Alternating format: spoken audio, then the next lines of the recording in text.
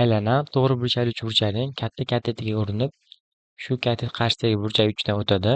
Aylana markazi esa gipotenuzada yotadi. Agar katetlar uzunliklari 5 va 12 bo'lsa, aylana radiusini toping. Xo'p, AC katetimiz 5 ga teng.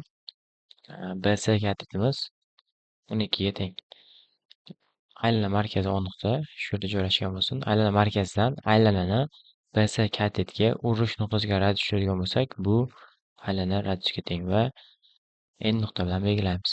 AO kesma ham bizda aylana radiusga teng. Dastlab ABC uchburchagimiz to'g'ri burchakli uchburchak bo'lgani uchun AB gipotenuzamiz Pifagor teoremasidan 5 kvadratiga 12 ni kvadratda tenglik 13 ga tengligi bizga ma'lum.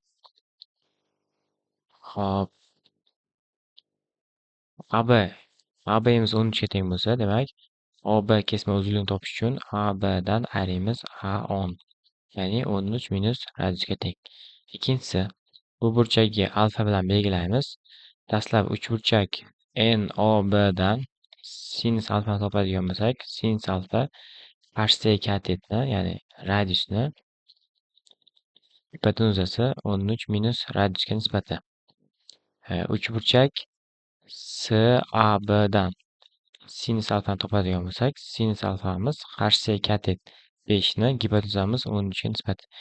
Ikkalasini sinus alfani bir-biriga tenglab olsak, radius taqsim 13 minus radiusimiz teng bo'lyapti 5 taqsim 13 ga.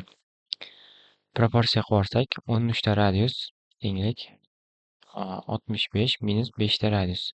Bundan radiusimiz 65 taqsim 18 ga tengligi kelib chiqdi. Demak, javob 65 taqsim 18.